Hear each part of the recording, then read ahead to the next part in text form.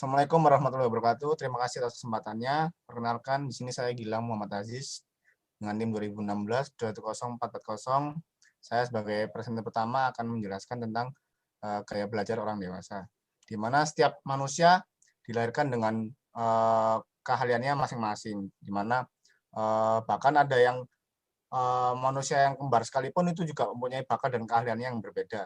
Nah, begitu juga dengan gaya belajar orang, setiap orang masing-masing, di mana ada orang yang mudah menyerap materi kalau ada dengan bantuan alat peraga, namun juga ada orang yang bisa belajar dengan hanya dengan mendengarkan ataupun melalui video atau lagu, di mana dengan ini metode belajar bisa kita katakan bisa lebih efektif jika kita nyaman dengan apa yang kita sesuai dengan apa yang kita mau. Nah, di sini kita bisa memahami informasi yang lebih baik tanpa merasa frustasi. Kemudian sebelum kita mengetahui gimana sih orang dewasa itu nyaman belajarnya dengan cara apa saja. Nah, yang pertama ada di sini kita bisa dengan menggunakan gaya belajar visual, audio, ataupun dengan kinestetik. Nah, gaya belajar sendiri itu merupakan istilah yang mengacu pada berbagai cara kita belajar atau orang dewasa belajar, di mana dengan kita memahami, memproses, kemudian kita menyimpan berbagai informasi yang telah kita dapat. Kemudian semua orang dewasa juga mulai memahami atau dengan cara mengalaminya langsung dengan pengalaman, di mana kita berarti mulai untuk kita bisa dengan melihat secara langsung, melakukannya secara langsung, menyentuhnya secara langsung, ataupun kita dengan melakukan pergerakan. Nah, kemudian kita juga bisa dengan penglihatan dan pendengaran kita, di mana semua orang juga dapat mengidentifikasi kekuatan dan kelemahan dari setiap orang masing-masing, di mana kita dapat mengembangkan pengetahuan kita melalui gaya belajar yang sudah saya jelaskan sebelumnya. Kemudian dari 4 gaya belajar tersebut, di mana kita dapat mengetahui apa sih yang diinginkan oleh orang dewasa, apa yang orang dewasa nyaman melakukan gaya belajarnya dengan cara visual, audio, ataupun kinestetik yang tadi. Sekian dari saya, selanjutnya akan dilanjutkan rekan saya. Terima kasih. Di sini saya akan menjelaskan tentang beberapa macam gaya belajar dari orang dewasa. Tadi sudah jelaskan pengertian dari gaya belajar orang dewasa. Nah, untuk gaya belajar orang dewasa ini ada beberapa cara, yaitu ada 4. Yang pertama ada gaya belajar visual, lalu yang kedua ada gaya belajar audio, lalu yang ketiga ada kinestetik, lalu yang keempat ada campuran. Nah, saya akan menjelaskan tentang gaya belajar audio. Untuk gaya belajar audio sendiri, bagi orang dewasa ini tuh bagaimana caranya ia bisa memahami materinya itu dengan cara mendengarkan. Nah, biasanya ia ini akan mengingat beberapa hal-hal yang akan didengarkan. Nah, misal dengan contoh pembelajaran secara mendengarkan orang yang sedang memberi penjelasan, tapi bukan dari dilihat ataupun dirasakan. Nah, biasanya orang dewasa ini memiliki beberapa instruksi yang harus didikte secara verbal, bukan dalam bentuk tulisan. Biasanya jika dalam gaya belajar audio ini, dia akan membaca keras-keras materi daripada menghafalkan. Jadi contohnya jika saat membaca atau menghafalkan itu dia lebih mengucapkannya daripada mengingat. Nah, ini berarti orang dewasa tersebut ini belajar dengan metode audio.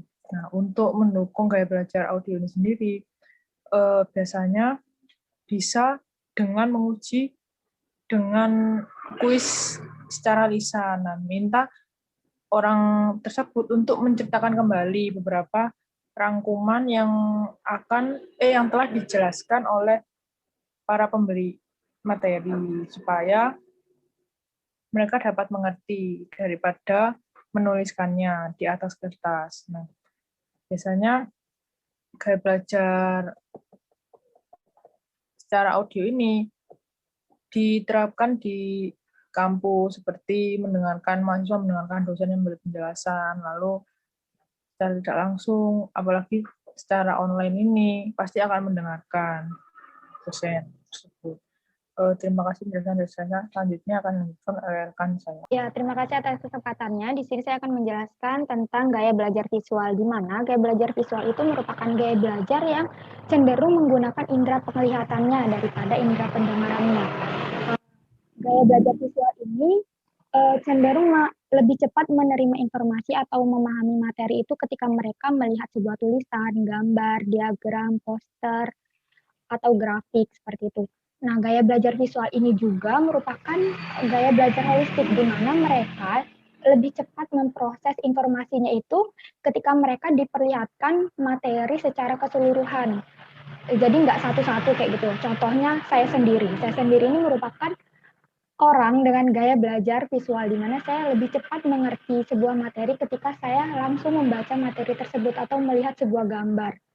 Seperti itu. Nah, jadi biasanya ciri-ciri dari orang dengan gaya belajar visual seperti saya ini, ketika mereka ujian, itu tuh biasanya mereka akan mengingat materi tersebut, itu kayak, oh ini yang saya tulis catatannya pakai pulpen warna merah ya, atau oh materi ini tuh yang saya tulis pakai warna hijau ya, jadi kayak gitu. Atau melihat sebuah gambar gitu, oh ini kan yang gambarnya kayak gini, oh ini yang gambarnya yang ini, kayak gitu. Jadi mengingat materinya itu secara visual.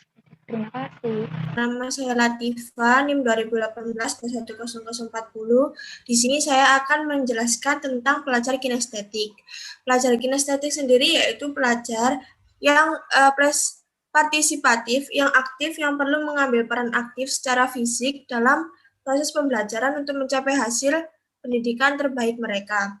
Seorang yang belajar dengan metode kinestetik juga biasanya menggunakan gestur tertentu, seperti contohnya belajar dengan mengetukkan bolpen, seperti ini. Lalu dia biasanya pembelajar kinestetik, jika ditanya itu dia lambat dalam menjawab. Seperti Pancasila itu ada berapa sih? Dia jawabnya bertele-tele dan sedikit melambat-lambatkan. Seperti jawabnya 1. Ketuhanan yang Maha Esa. 2. Kemanusiaan yang adil dan beradab. Seperti itu. Terima kasih. Selanjutnya akan dijelaskan oleh rekan saya. Terima kasih atas kesempatannya. Perkenalkan, nama saya Dava Tripuspitasari Purnomo dengan NIM 2018-210041. Di sini saya akan menjelaskan mengenai gaya belajar kombinasi. Nah, gaya belajar kombinasi ini kebanyakan orang-orang atau peserta ini menggabungkan 2 atau lebih metode belajar. Misalnya, seperti peserta ini bisa belajar dengan mudah jika dia membaca sekeras-kerasnya catatannya sambil berjalan-jalan. Nah, kemudian ini berarti peserta atau siswa tersebut memiliki tipe pembelajar audio dan kinestetik. Nah, apapun kombinasi gaya belajar yang disukai oleh peserta atau siswa ini, yang terpenting adalah mereka merasa nyaman ketika belajar.